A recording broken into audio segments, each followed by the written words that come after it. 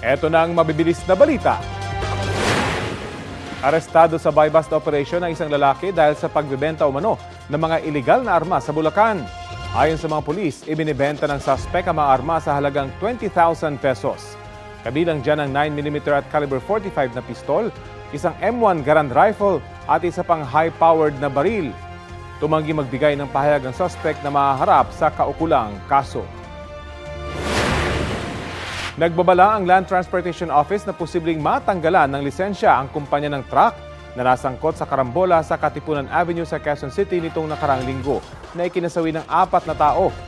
Ayon sa LTO, maaaring ipataw ang suspension o revocation of license ng kumpanya kapag napatunayang wala silang maintenance record at napabayaan ang kanilang mga sasakyan.